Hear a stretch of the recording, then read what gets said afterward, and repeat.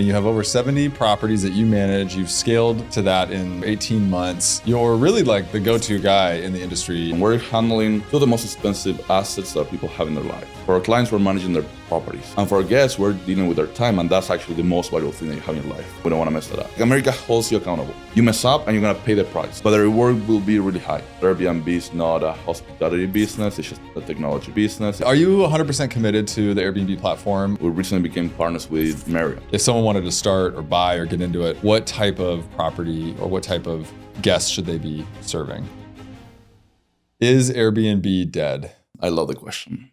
And I'll say depends. Depends on different things. So how do we define Airbnb? Is Airbnb the platform, or are we using Airbnb as a term for short-term rentals? Because I feel it's been evolving.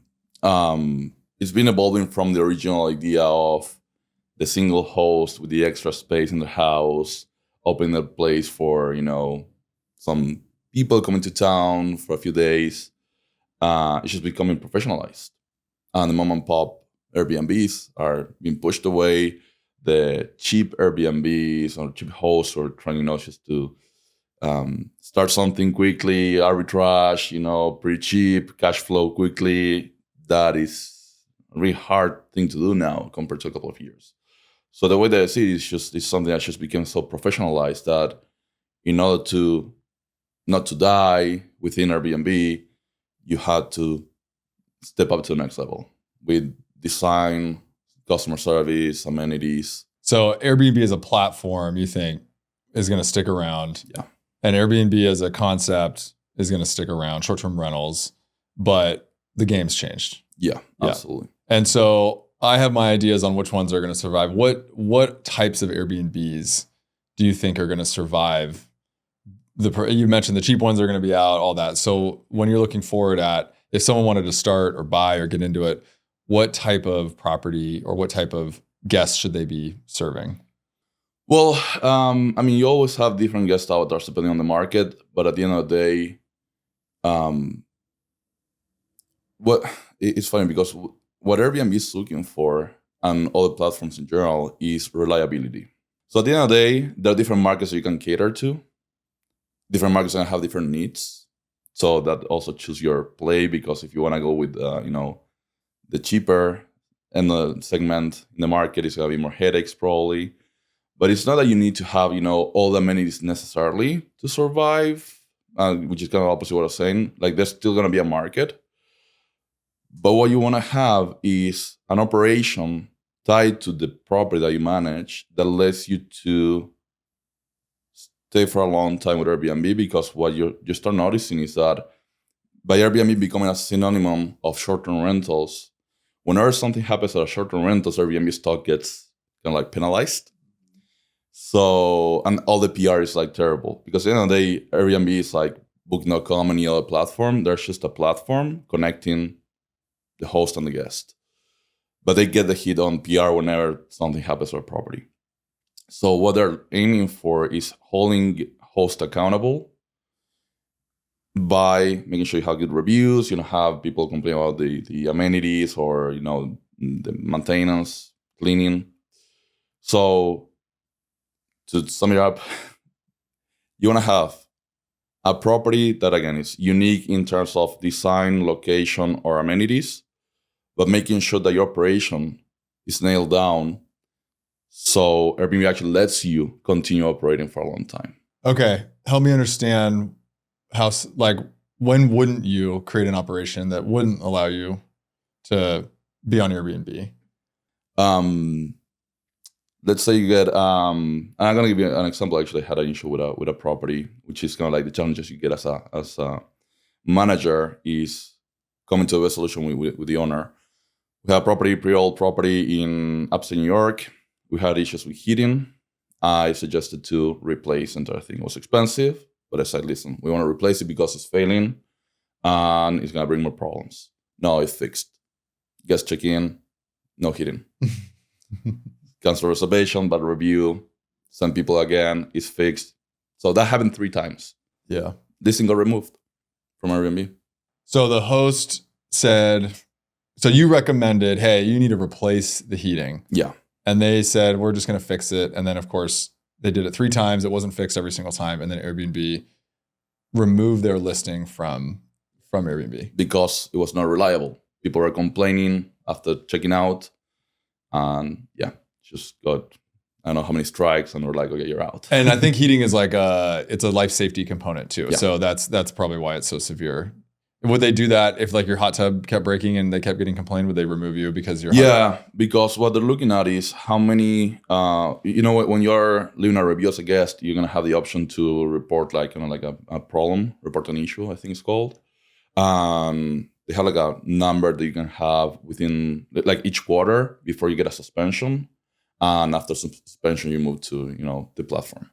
Okay. So you can be the platform for different reasons. It could be like a safety reason. It could be like different reasons. But this is like the most common one why people, why people actually get looser listings. And then you need to go and, find maybe bookings on VRBO and booking.com. But most traffic is on Airbnb right now.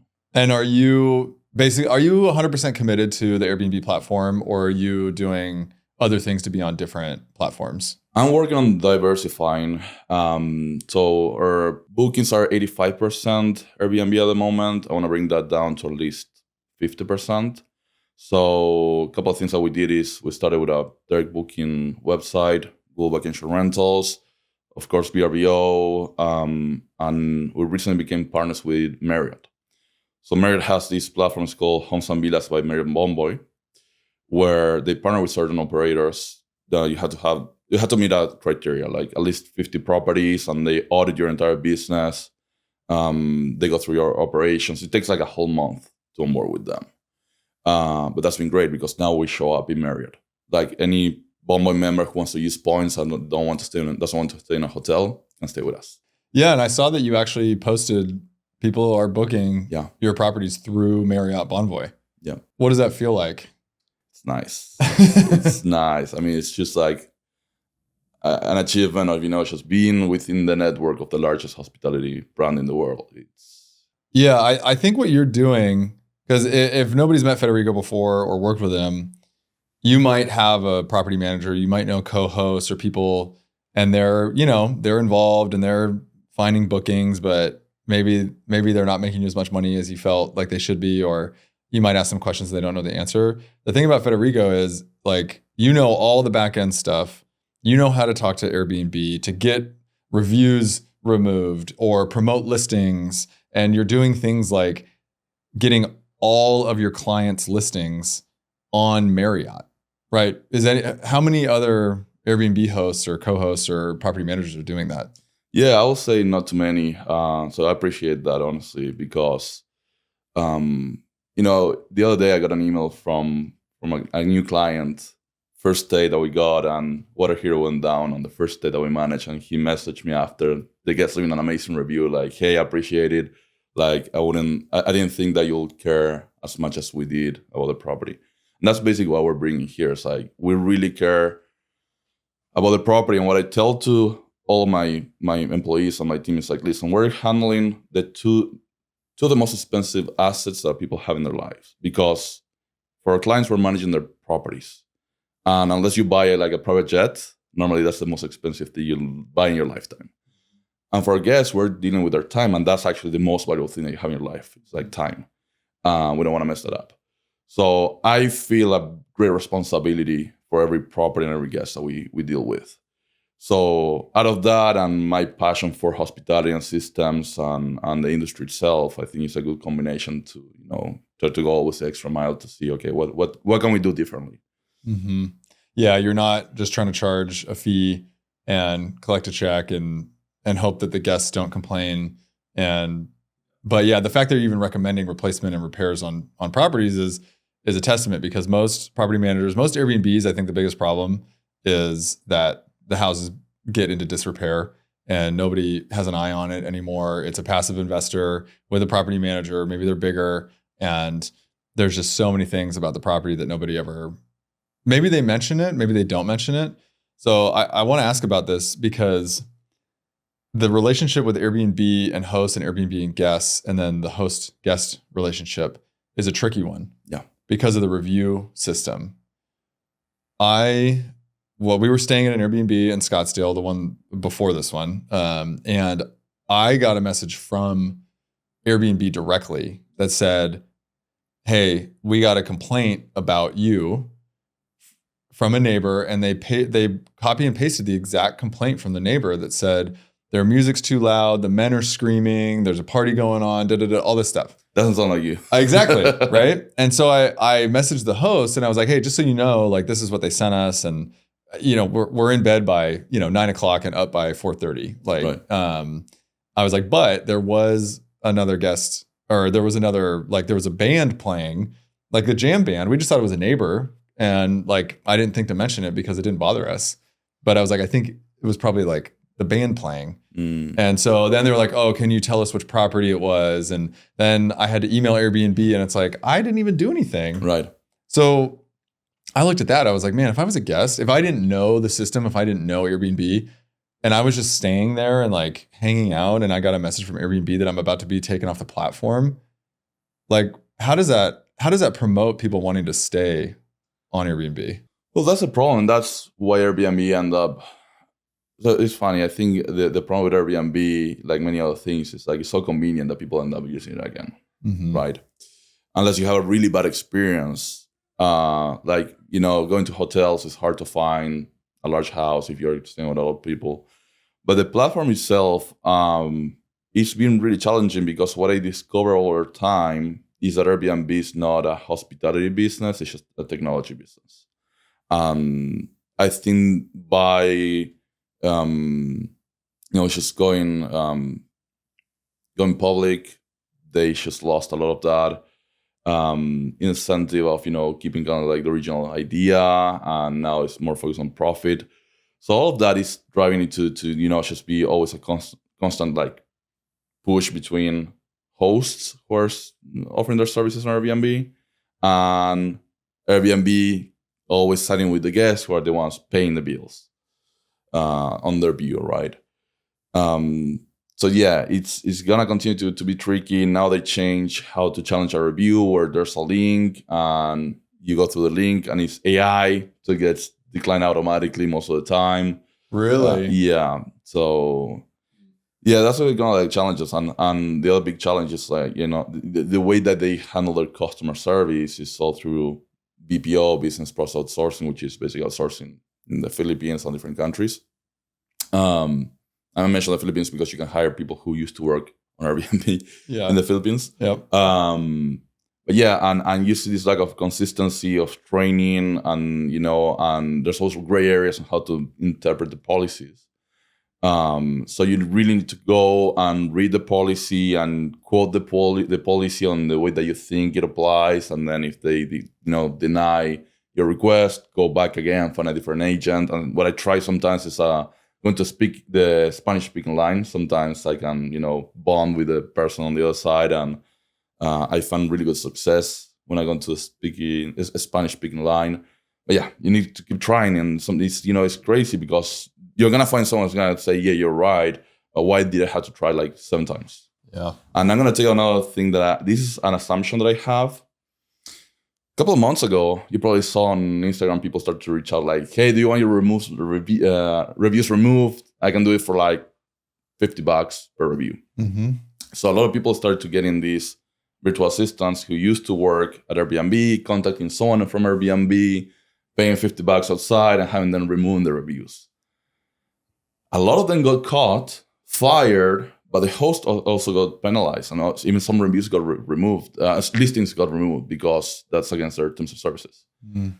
So my assumption is like now most of the people working for Airbnb are scared of having a high rate of review removal, so they don't get caught or they think that they're doing that. Yeah, I think so. I mean, how trustworthy are the 5-star reviews on Airbnb? Like, because you see in the background, and I know even with hotels and other places, they do they'll use their internal software to request a review. So like if you're at a hotel and you get an email or a message from them and it asks for you for a review, if it's less than 5-star, they will send you on a different journey, meaning someone might call you, or they might have a resolution team that helps resolve if you had a bad experience.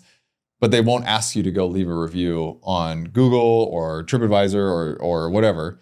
If you do leave a 5-star review on their internal system, they will then go ask you to go leave it on Google Maps and the other websites. And so you're learning that, and I'm like, oh, okay.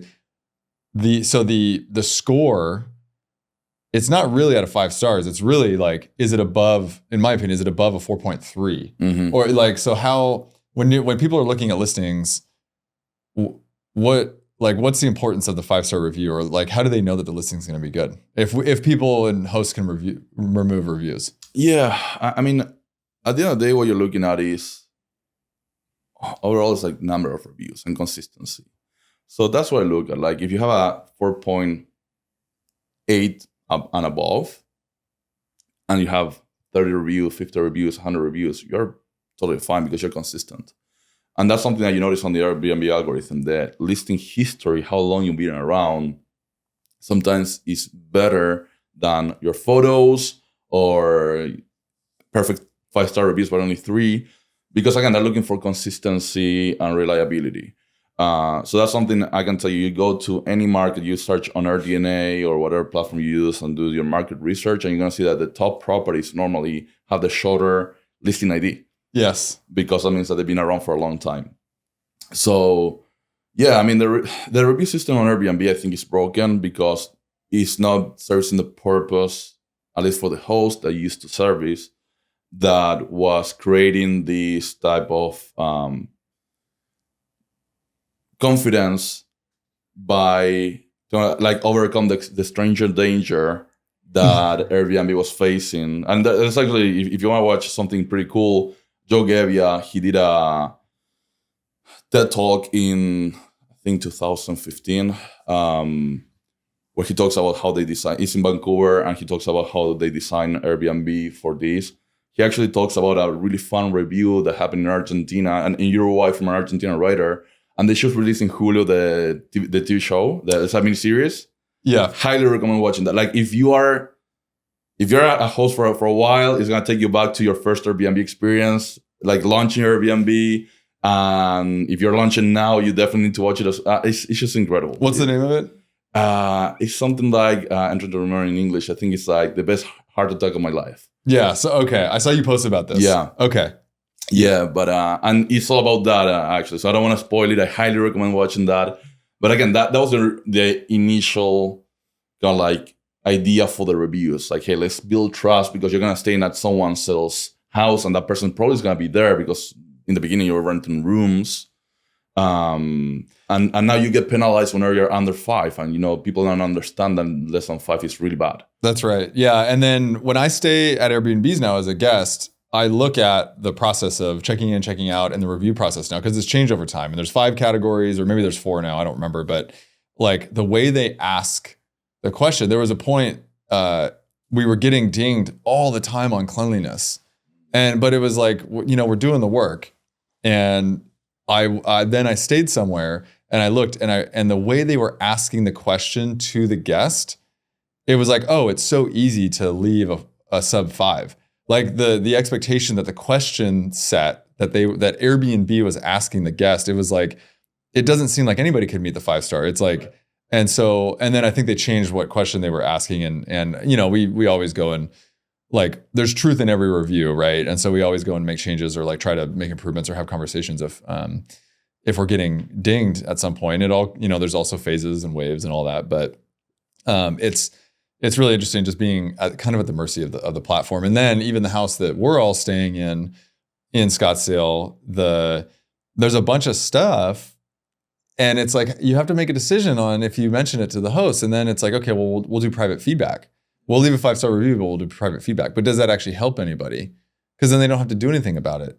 Yeah. But like for me, this is like a $2,500 a night or $1,500 a night property, and the sheets there are like the worst sheets I've ever stayed in. I'm like sweating, sleeping. And it's like, I don't need the best, but if you're going to charge us that much, like there should be a different level of sheets. Yeah, or you have to, I mean, the cookware and, the kitchen. It's just like, it's crazy. And I think maybe we're a different avatar from what they're targeting, which is probably like bachelor parties that they're not cooking or something. I don't know, but it's like, you had to have So it's like induction stove. Yeah. And I spent like literally 35 minutes trying to make it work, and it was just the wrong pans. Yeah. Like, well, why would you have them here? Yeah. It's like I thought something was wrong with the stove. Well, and that's the thing is because for me, that's when you notice that the host isn't paying attention or the property manager isn't paying attention. And so I know that you're different than that, and you like have a lot of care. But I want to know, how do you make your clients money? Great question. Different ways, but it's all around revenue management. And this is something I was super passionate about and actually looking into expanding. Like, because I have a lot of people who want to self-manage, but they need the help with the revenue management, which, you can go so deep in that topic. Because the going back to, what we're talking on Airbnb getting more professionalized, you went from, hey, I'm going to charge, $100 a night. And then you got people saying, oh, I'm getting more bookings on the weekends. I'm going to charge a little bit more on the weekends. And then you got price ups, and people start using price ups, and it's great. But then, it's not working as I was expecting, or not making money. So revenue management is something that I learned on my previous job at American. I spent 10 years working there. And I was in the revenue management department. I worked pretty closely with the tariff department, and basically applies all the logic of revenue management into actual tickets. So I can manually price an airline ticket and understand the price. And when I learned that, my head exploded. Because when you understand how the airlines came up with this idea of like charging different prices based on the conditions of your purchase, like when are you flying, how far in advance you're purchasing, and all these different criteria, it's like, wow. And then I thought, okay, what they're doing, when they taught me, is where we have one product, it's the same plane, but we're selling at different prices, different price points, because there are different people willing to pay different prices. So it's like, okay, how can I bring that into short-term rentals? Because at the end of the day, it has the same characteristics. It's like fixed inventory, highly perishable, and again, people are willing to pay different prices. And that's what we've been working on, is just building different ways to price a property in different forms to, at the end of the day, have the highest outcome possible. So different processes. But the main thing is you need to have, you need to look into the past data, make a forecasting, then apply your pricing strategy and constantly check and manage your inventory as well. How do you want to open? That's the basic of revenue management. And then, it's just, now that we've started doing all of that and trying to take it to the next level, I've been reading a lot of books on revenue management and history of people who developed revenue management for the airlines in the 70s. And it's like coming with some cool ideas that I want to apply and see how it goes. Can you give us a little sample? Because this is sort of human psychology a little bit, right? And so what are you thinking of, or like what's something you're going to apply? So I want to try, for example, building some custom promotions. Something I do a lot is working on Airbnb, using their promotions and their different discounts, because that's going to give you a huge bump on the SEO. And I'm thinking of maybe, either adding them in one of the photos, like constantly adding like, okay, next week we have this discount, and actually advertising it in the listing. And I wanna get more granular, and I'm trying to see how can I get more data from the guests, maybe doing like a survey where I offer a $50 voucher for a future stay booking direct. I want to understand how people are finding us. What is the consumer behavior? I want to know, when did they start searching for the stay? Did they book their tickets, like the flights first, and then they book their Airbnb, or they're coming because they found their Airbnb? Especially for the most remote properties that we have, because there's not a lot of data in like these middle of nowhere Michigan or New York properties that we have. It's like, what were you looking on Airbnb when you found the property? Because I know you're not looking for this town. Like, definitely, you're not looking for Little Falls, not even Little Falls, what it's called, Middleville, New York, where we have the river retreat. That property is killing it, but how are people finding the property? That's what I want to understand better. So yeah, something I do just generally is because I'll audit people's listings. They ask me to, basically roast their listing and tell me what I can do to improve. The first thing that I do, you don't even need to go to Airbnb. You don't need to go to AirDNA or B&B Calc. Like, just go search your area as a guest. Right. And so I just search for Middlevale, New York, or maybe I type upstate New York, or what's the nearest town to Middleville? Yeah, Little Falls, probably. Little Falls or Albany even, right? And then I put in my number of guests and I do flexible dates. Yeah. And what that does is it shows me what Airbnb is going to show my guests. And so even if I search this town, what I'm finding is they actually show you a pretty wide swath. And then they put what they believe the best listings for you are. So if you're signed in, then, and you put the actual number of guests that you're going to have, like if it's not just one guest, because if you just put one guest, they might only show you condos or what's better for two people. Yeah.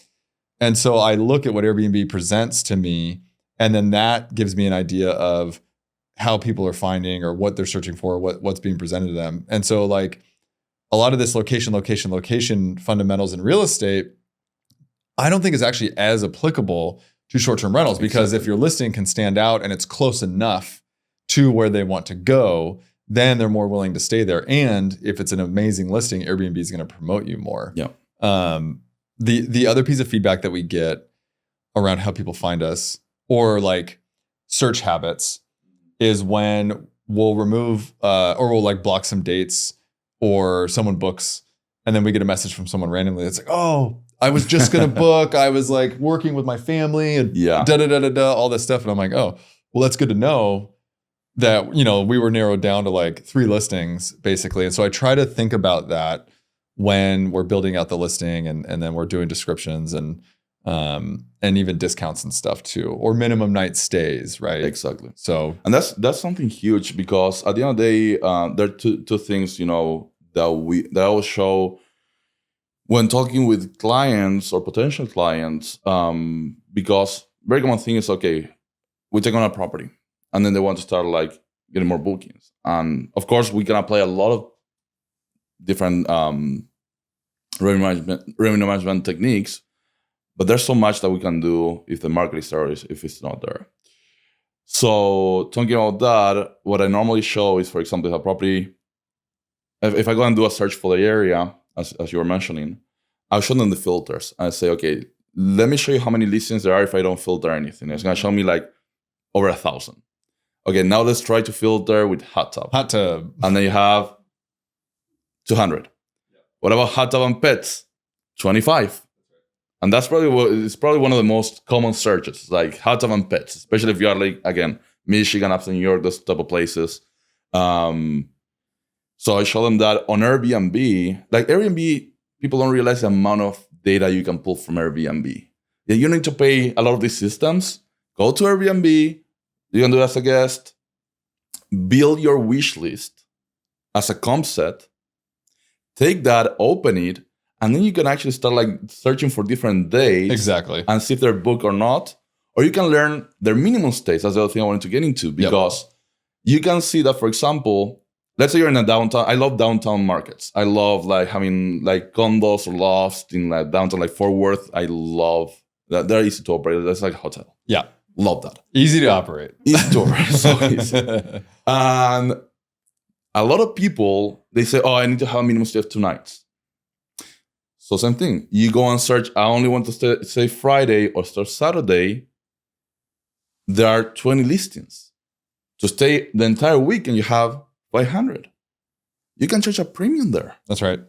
So those are the opportunities. It's like it's not that you're gonna lose money by probably not getting one of the nights booked. The occupancy on the weekends is always 100%. Yep. And if you have a good product, definitely you're gonna sell. And you can charge a premium because you want only one of the few properties that lets you stay for one night. That's right. It's supply and demand principles. And so I think this is what I tell people all the time is like, you don't even necessarily need AirDNA. You can go just search Airbnb and you can find all your market research there. You have to do a little bit of legwork and finding the rates that people are charging, but just look at those things. What are the filters for each of the things, and what are the fewest number of properties by filter? That means that those are the things that you should be adding, because there's less choice for those, as long as they're important ones. Like you said, hot tub and pets, I totally agree. If you can do that and then adjust your minimum night stay, depending on what type of listing you are, but you can figure out exactly how to build your listing. And the other piece of that people don't realize, that are hosts and you know, a lot of us are design forward, or we're hospitality forward. We're not technology people. Mm-hmm. What you need to understand is that Airbnb is a search tool. Yeah. And you said SEO, search engine optimization. Airbnb is a search engine for properties. And that means that your listing needs to be optimized. It needs to make Airbnb happy. Like check all the boxes, like put captions on all the photos. Yeah. Anywhere that there's a box or a field or anything, fill it out, check the box, whether you have the amenity or not. And then Airbnb is going to like you more, right? So can you talk about any other techniques that people can use on the listings? You just touched on a really important point what you were mentioning, because let's break it down on Airbnb as a business, right? They want to capture more hosts. When you're listing your property for the first time, if you go through the Airbnb process, it's like 5-6 pages, add 5 photos, add a title. It's I did a count at some point. It was like they ask you for like 20 things to list. Once you're live, you're going to go back and change 120 or 170. It's like a crazy number. They don't even ask you all the amenities. They just ask you for the basic ones. So that's exactly what you're saying is like everything that you have within Airbnb, the more that you use, the higher is going to be your internal like completion score for the listing. And that is going to it's going to prefer you on the search results. So it's a combination of listing completion, including the captions, all of that, quality of the photos. Actually, Airbnb is going to tell you if your photos are not good. And then something even more interesting that you can start looking for is go search for your market, depending on the time of the season, and look at what do you see in the photos on the first page. For example, if you're searching for Florida, most likely it's going to be very blue. So that's all you want to do on the first photo. If you're looking for somewhere in the north, depending on the time of the season, you want to check for that because they may prefer a photo with winter and snow or the lake. But you want to check on that because you want to see what the best properties are actually doing. The other thing that I see a lot of people not thinking about is the order of photos. A lot of people talk about title and title and title. Airbnb made a change a couple of years ago where, it used to be like Craigslist, which is like emojis and it was like nasty. Yeah. And they're like, no, okay, now it has to be every word capitalized, no emojis, no special characters. Great. People are not paying attention to the title. People don't pay attention. People's attention span is so short. Like, I go to Airbnb, I search for a market. I scroll down quickly. If the first 2 photos don't seem interesting, I'm moving on because I had too many options. And again, people starting on this don't realize the guest journey, the consumer behavior, and all of that. We need to stand out. We need to have something that people will say, this is worth my 0.5 seconds to stop and maybe pay a little bit more attention and see if it really takes me to open the listing even. Yep. So it's really hard to get people's attention. Yeah, and people want, this is so great that you talked about this. Customer journey is so important and getting inside of the customer's mind and the guest's mind of how they're searching. So number 1, you need to show up on the front page. Yeah. So if you're not, you need to get yourself on the front page. Number 2, when you are auditing your market and your listing, search on your phone and search on desktop or tablet. Because usually the initial search, I would say, is on a phone or a tablet because they're just maybe thinking about it, or it's starting to do the search. So they're just casually looking. And then when you're doing that, don't click into your listing. Scroll your photos on mobile, on your tablet, on the desktop, because sometimes it's not the actual order that you think it is, right? And so make sure that the 2, like you said, the 2 best photos, and what I say about photos, and I'm sure you correct me if I'm wrong, but 1, it needs to just be a great photo. Like number 1, it just needs to be a really good photo. And then because a lot of times you're on your phone, you need to make sure that whatever you're showing is going to stop the scroll. It needs to stop the scroll. So as they're going, so the lake, the house, the drone shot, whatever it is, and your eye needs something to land on. So these corner shots in a bedroom that get the closet, the bedside table, the bed, the window, the other wall. If you can see 4 walls in a photo, it's not a good photo. No. Right? Your eye needs to land on something. So then the next piece, okay, they liked the first 2 photos. Maybe they keep scrolling, they see 5. Okay, they like it. Now they click on your listing. Now they're there. You still don't have them. Yeah. You still don't have them. So you've got a couple options. You've got your top 5 photos, which on mobile and tablet and desktop, they might all look different. You've got your title, and then there's your description. Yeah. And if you look, the description, you might get like, I forget, 500 characters maybe. Yeah, in the top description, yeah. But they only show the first like 200 characters. So your first 200 characters in your description need to just pull them in. Whatever your best freaking things are, because you're only getting, every click is a point of friction for guests. And you need to think about that. You need to make it so easy for them to want to book your place. And you're not wasting space with extra words and extra fluff and enjoy the immersive experience, right? Like people want to create this crazy description. You don't need that. It's just people, again, we need to talk about the attention span is so short right now that if I see, those chicken instructions, there's just a paragraph like this of text. Yeah. I get anxiety. Like I cannot read that. It's just like, no, I can't. Yeah. So on the copywriting, there's something that's called the F pattern of copywriting for text that you basically want to make sure you have like a title, paragraph, title, or should kind of like structure in an F shape. Okay. That's the way that people read online. So that's the best way to do is like break it down. Don't put like chunks of text. It's like break it down as easy as possible for people to like kind of like glance. But I agree 100%. If you actually you go to Airbnb and you go to your insights, Airbnb is going to give you the stats for you to understand how you're performing with this. And you're going to see different metrics, which you have your first page results, and it's going to tell you what percentages of searches that you show up in a search result, you are in the first page. And I would say you want to be around 50, about 50% is a good number. You're not going to be 100%. Mm-mm. It's impossible because there are too many searches that you're not the best fit. That's right. But you want to be above 50%. Then they're going to show you search to listing, which is exactly that. How many people saw your listing in a search result and actually decided to click and look at your listing. And you have listing to booking conversion, which is how many people went to your listing and ended up converting. These are normally pretty small numbers. And then you have, of course, your conversion rate, which is your overall number of bookings compared to the number of times that you show up in results. What I will say, everything is about context. You need to put it in context. It's like, again, you see your conversion rate is going to be 0.3%. Is that low or high? You have the option to compare to similar listings. That's what you want to do. And understand how are you performing compared to your competition. And that's going to give you a good idea because, again, if people are clicking a lot in your listing and then they're not booking, could be you have a really high cleaning fee, could be that your listing description is saying that all the things that you cannot do in the property, which means that it's not very inviting.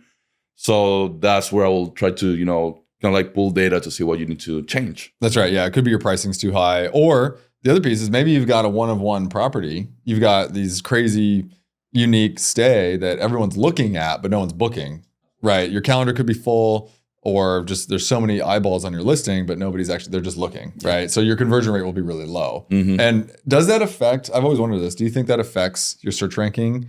If you have like 1 million people looking, but obviously only a couple that can book?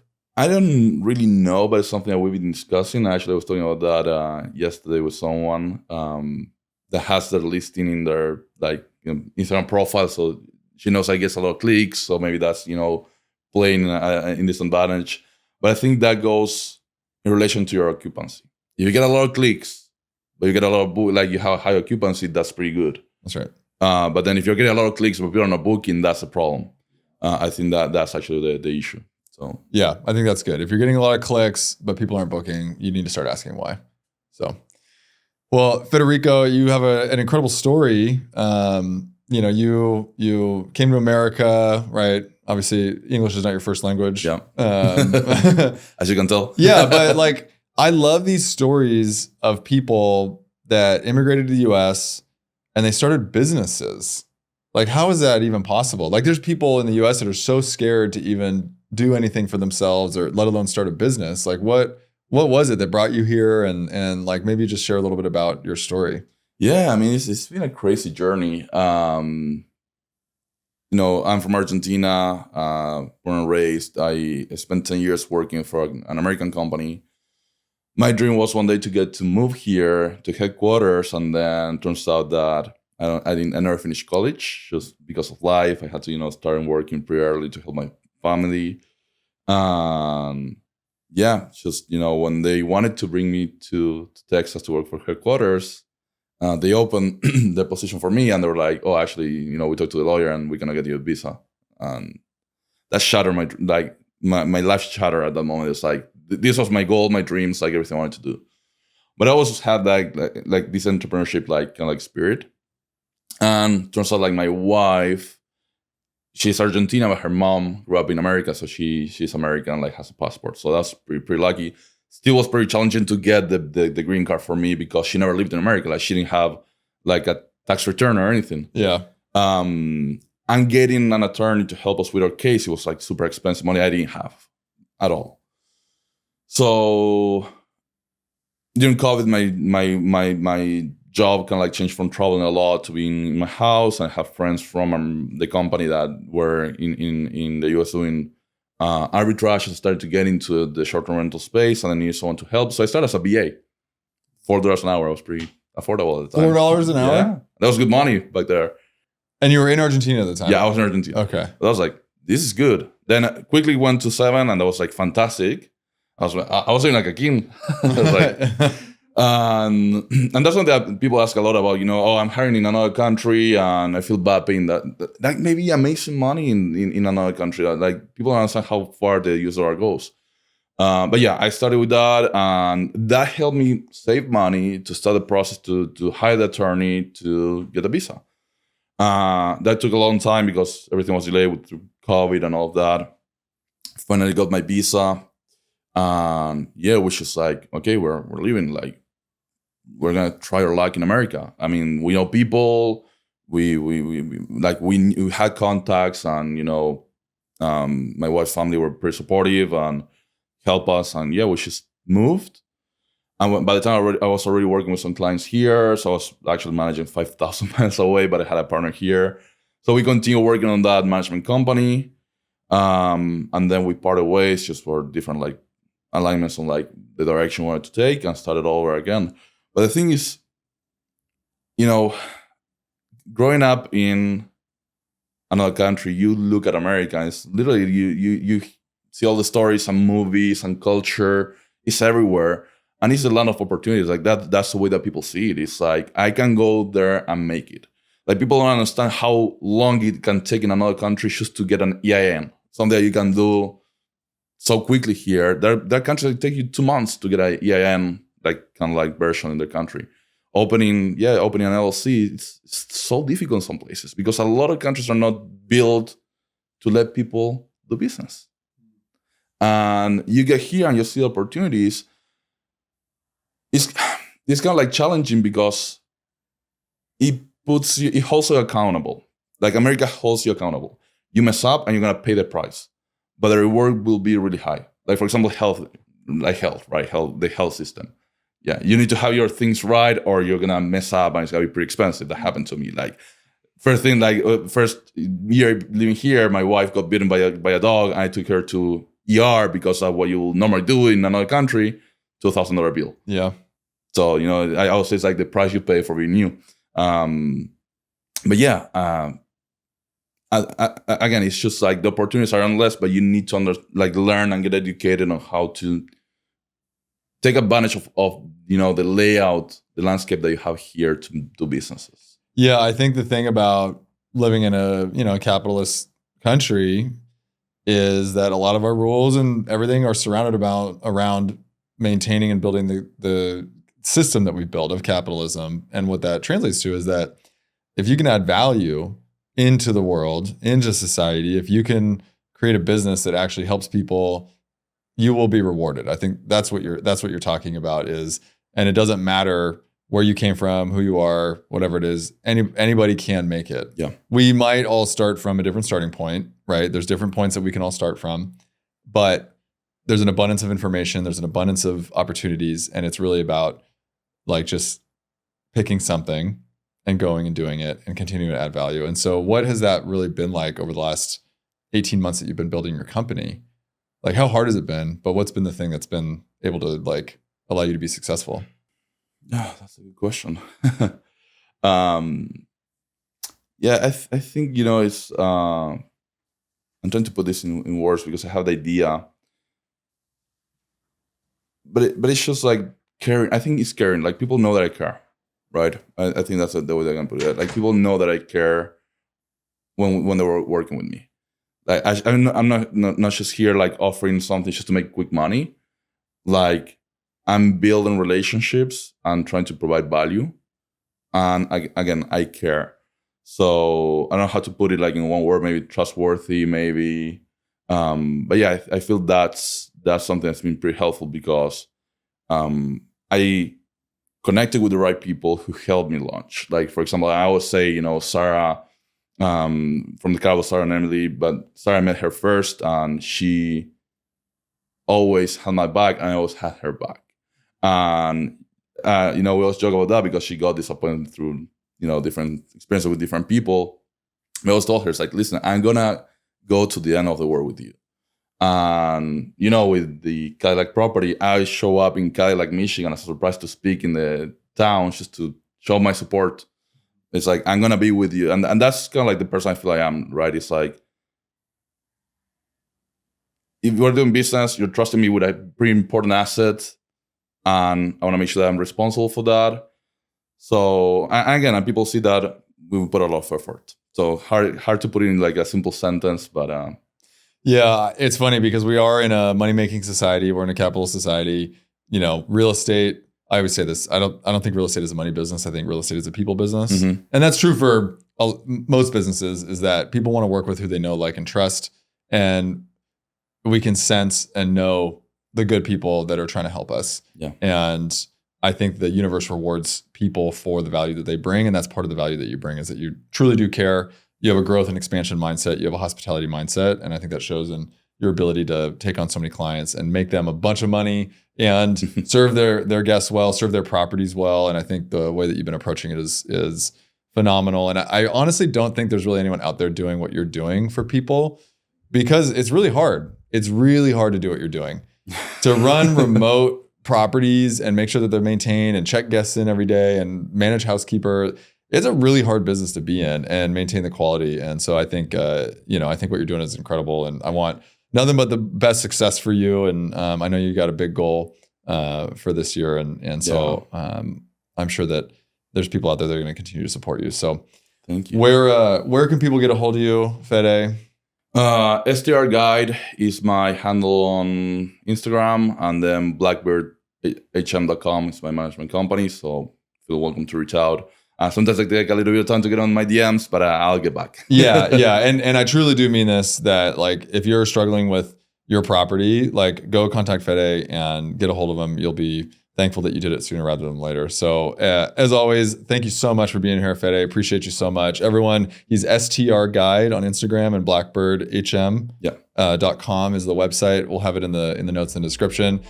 Thank you so much. This has been For Your Own Good.